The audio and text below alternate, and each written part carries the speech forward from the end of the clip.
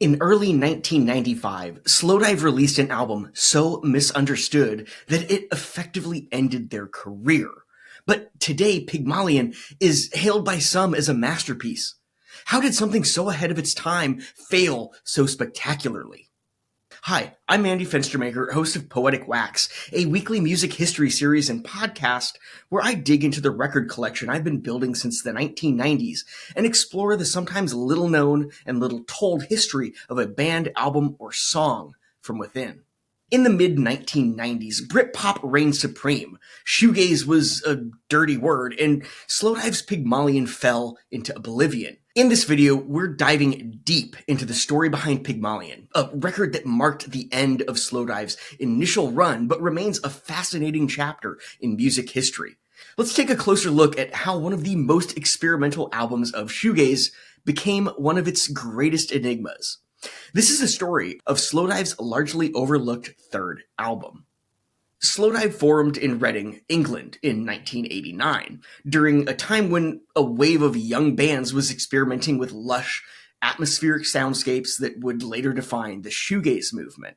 Led by Neil Halstead and Rachel Goswell, who had been friends since childhood, the band quickly made a name for themselves with their dreamy, ethereal sound characterized by layers of reverb-drenched guitars and introspective lyrics.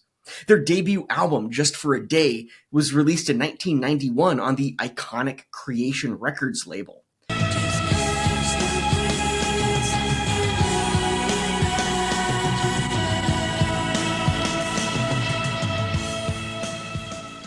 While it showcased the band's potential, the album received mixed reviews, with some critics dismissing it as overly derivative of other shoegaze acts like My Bloody Valentine and Ride.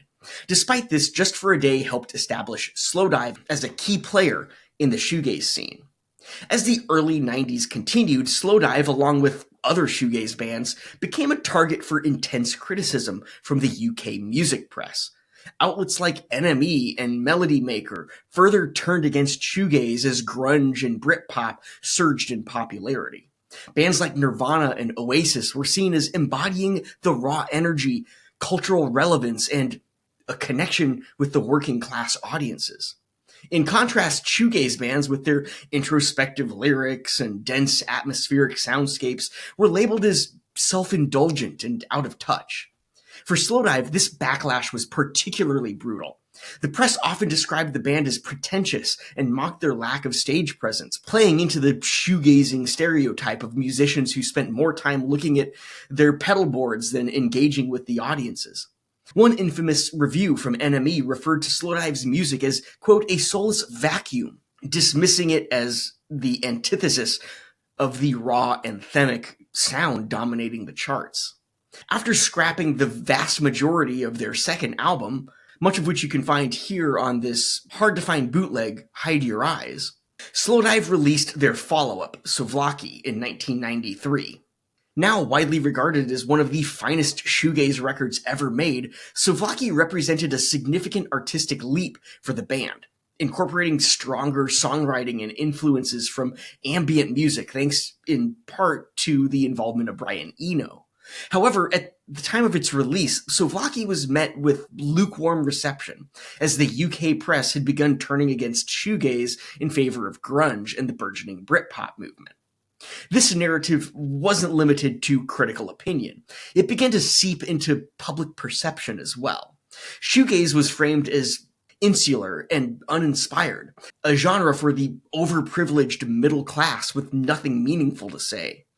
As a result, Slowdive's reputation suffered, not necessarily because of the quality of their music, but because they became a convenient scapegoat for the changing tastes of the time. The relentless criticism created an environment where Slowdive's contributions to the shoegaze movement were overshadowed by the genre's decline. By the time Slowdive began working on their third album, Pygmalion, they were essentially half a decade into fighting an uphill battle against media disdain while being confronted by an industry that had lost interest in their genre. They were struggling to regain credibility in the eyes of the press and the music-buying public.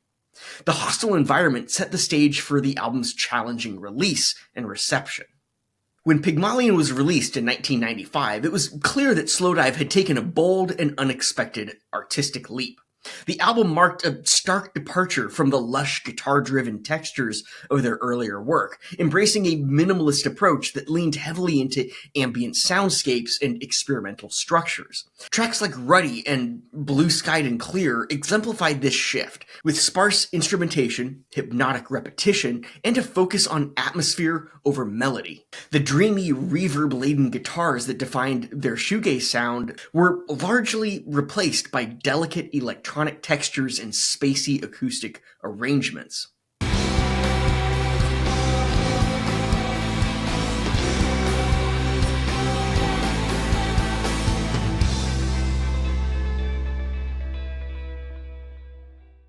This evolution was heavily influenced by Neil Halstead, who had become increasingly drawn to ambient music in the works of Brian Eno. With Souvlaki, Halstead had asked Brian Eno to produce the album. Though Eno turned down the request, he did agree to spend a few days recording with Slowdive. This experience would push Halstead to draw greater influence from ambient music as the band worked on Pygmalion. Halstead admired Eno's ability to create music that was emotionally resonant and sonically expansive, and these ideas became the foundation of Pygmalion. He was also influenced and inspired by Aphex Twin and their selected ambient works, 1985 to 92.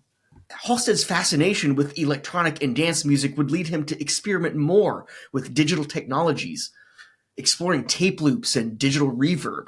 And Slowdive's foray into this territory was both ambitious and risky, as it moved even further away from the mainstream expectations of the Britpop era. Neil had taken on a dominant role in the songwriting process, crafting much of the album's material on his own. His vision drove the project forward, but it left other band members, especially Rachel, feeling sidelined and disconnected. Though Gospel did pen lyrics for Miranda and Visions of L.A., the somewhat collaborative spirit that had defined Slowdive's earlier work began to erode, adding to the strain of a band already under immense pressure from their label and the industry at large. Pygmalion defied expectations, but in doing so it alienated many fans and was perfect fodder for critics, eager to continue crushing the spirit of a band they'd been lambasting since the beginning. Slowdive's relationship with Creation Records, the label that had championed their earlier work, became increasingly strained. While Creation had built its reputation by signing experimental acts like My Bloody Valentine and Primal Scream, the label's priorities began to shift in the mid-90s. With Britpop dominating the charts and bands like Oasis bringing massive commercial success, Creation was less willing to support artists who didn't fit the more marketable mold. Bands like Oasis and Blur and Pulp were dominating the UK charts, delivering anthem-packed albums that spoke to the zeitgeist of working-class pride and British identity. In contrast, Pygmalion, with its ambient minimalism and abstract sensibilities, felt entirely disconnected from the prevailing trends.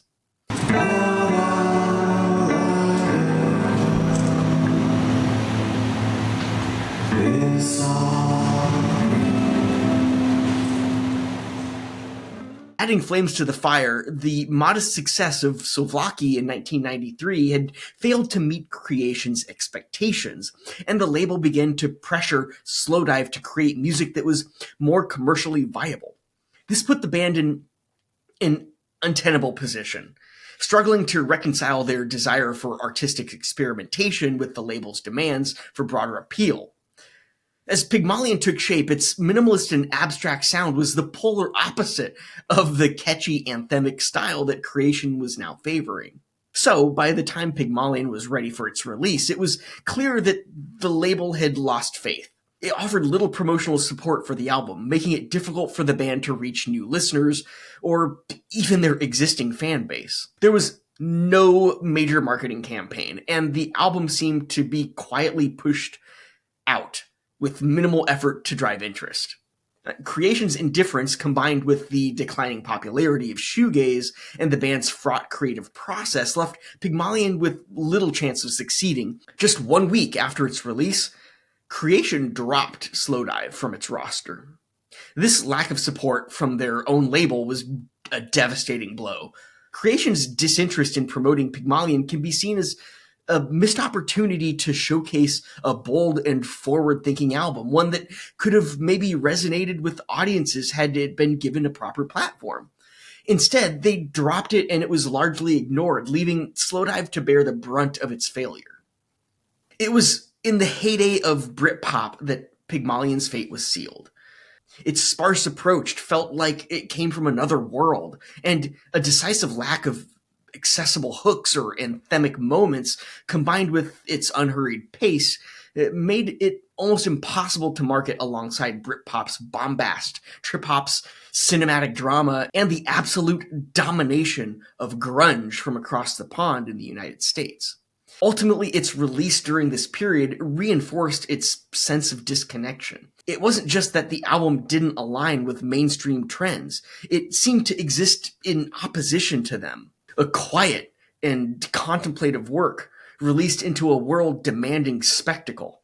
Critics who had long slammed Slowdive and had already soured on shoegaze viewed the album's abstraction as further proof that the genre had outlived its relevance. It was met with lukewarm reception at best from both critics and audiences alike.